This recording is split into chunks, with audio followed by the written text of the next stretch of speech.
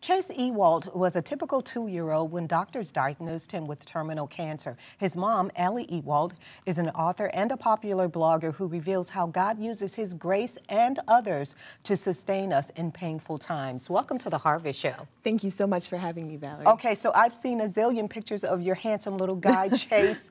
He's such a typical looking little guy, 6 years old now. He was diagnosed when he was 2 years old. Take us back to that time. There they are. Look at them, Stephen. I mean, aren't they just so precious? There's trouble in that picture. Yeah, There's definitely trouble in that picture. So introduce us to Chase.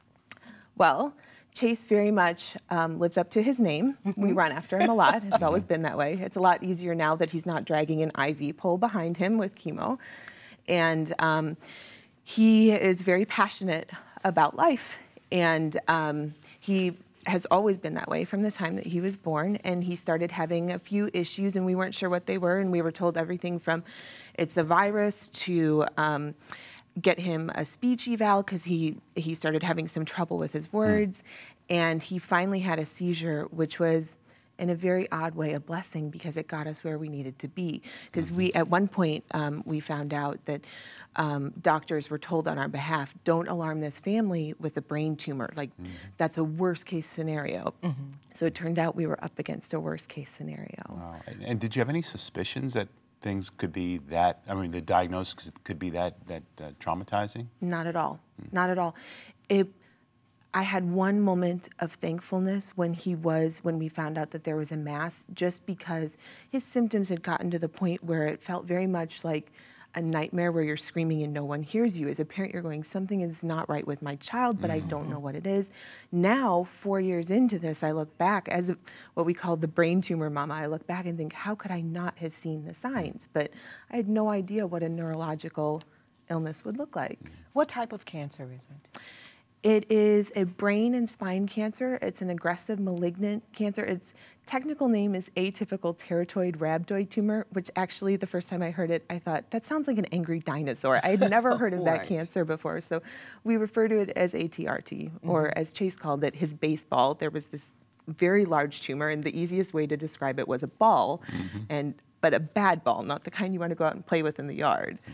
So you became really creative, I should say, both of you and your husband, in explaining this to Chase. And so when he would go to the doctor and have to, I guess, have all of the procedures done, you kind of talked about it in different terms. Share that with us. I thought it was so interesting. Oh, thank you. I think to a certain extent with any child, there's a certain level of hostage negotiation that happens anytime there's a conversation. You have usually one shot to sell something and you hope that everyone's okay at the end of the day, and that doesn't really change when you're in a hospital. And so, you know, these things that we were still learning the terms for, like IVs and IV, you know, stabilizers and, you know, what was happening in his head and everything else like that, we had to find, you know, they would wrap his arm with the IV around it. Well, that's scary. So we just said, well, it's like a taco. You know, you just wrap a taco, and then it wasn't so scary. And so it was part coping and part explanation, and then it was just kind of how life unfolded. So. And how did your other children kind of react to not just the diagnosis, but this whole new journey and this new process? It was in many ways an embarrassment of riches, because suddenly there are a lot of people around them looking to take care of them. There are a lot of people even giving them gifts, and yet they're without their brother, they're without their parents. I left on the ambulance that morning when he had the seizure, and I didn't see my other children for almost a week. They never got to see their brother again before the surgery because he was in the ICU. And so what has been the progress with your son today? Because I asked you before the show began, is it in remission? And you said what? I said that what the best we can look for is no evidence of disease. There is no remission for his particular kind of cancer. There are also, to the best of medical knowledge, no adult survivors yet. That's not necessarily because no one's ever survived the cancer, just because it's a relatively new one. And so Chase and his friends are kind of on the cutting edge of the research and the diagnosis. They get to be the pioneers for the statistics. And God sent you some angels in the form of other human beings to help you along the way. Talk about that journey and the hospitals and different organizations that came alongside or continue to walk with you guys through this journey. Very much so. We are blessed with a wonderful family. Like my parents live in the area with us and things like that. But also our church family came around us, college friends, our work colleagues, things like that. Everyone just came around, and it really does take a community to go through something like this, because you need meals. You're going to need people to do your laundry. You're going to need even a gift card for parking in the parking garage when you go down for treatment. Little things you don't think about, and it is wonderfully humbling, and I think it also provides great chances for us as individuals and as Christians to be authentic, because a lot of times you don't have the space barrier to say, I need my space, I need my privacy. You have people around you at all times. The time, yeah. Yeah. If you could share just a little, and I'm sure we're going to get deeper and deeper into it, but just the impact that this had on you and your family with respect to faith and you know, the issues of, you know, when trauma, when things like this happen, you know, there's only a few places you can turn. How did this impact your faith and your relationship with the Lord? It had a very, very great impact. I think that sometimes we're afraid to wrestle. We're afraid to be real. We're afraid to kind of say, this is hard and I don't know what to do with it.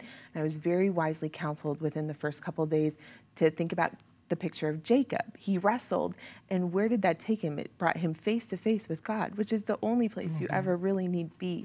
And so I feel like one of the biggest takeaways for me throughout Chase's journey, and Bob and I have done this together, is learning to live moment by moment in grace. There is no next week, next month, next year. There is only now and today, and we may wrestle, but the Bible is very clear that the Lord knows our hearts anyway. So we're just learning to be upfront with it and acknowledging we're going to fall, but we always pray, and this is what we pray for our children too, that we fall towards the Lord and not away.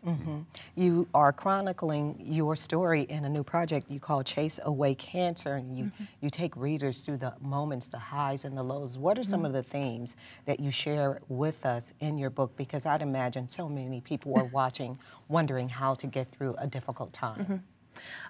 Throughout the book, you'll see overarching themes of love and joy. You'll see grace, as I mentioned, learning grace in suffering. You see beauty in pain. There are those themes, and my hope and prayer with the book has just been, yes, there's cancer, but I think also these themes bend out into anything that we could be facing in life, whether it's paying the bills or buying a house or, you know, a doctor's appointment or whatever else like that. I hope that people will see it and see Chase's story and be able to find themselves in that, because there is beauty in pain. And one of the themes that you talk about is moment by moment. So if you could just share a little bit and unpack that for us. Absolutely. That actually came from the first night Chase was in the ICU after his surgery. He was swollen and had stitches lacing his head just from his crown all the way back. Wow. And it was completely overwhelming. And at that point we knew it was malignant and it was very serious, but we didn't know what came next. And we turned to our pastor. It was like 9 or 10 o'clock at night. We turned to our pastor and said, how do we do this? And he said, moment by moment. Wow. And so, like I said, there is no next week. There is no next year. You breathe in and you breathe out, and God's grace will be there to meet you. You know, when I first came to faith in Christ, I could not wrap my brain around the fact that you could have joy and pain at the same time. Talk about that joy that only God can give when you're in a difficult situation, because we think of joy almost based on happiness, and happiness happens according to what happens, but joy can be, you know, internal, and you can have it all the time. So how did you get to that place? Oh, I think that you really get there in a moment by moment fashion. And the only way that I can describe it is that it defies all odds. There really is the peace that passes understanding, where you can be in the ICU and go, I have peace and there's no other reason for it. This is Jesus.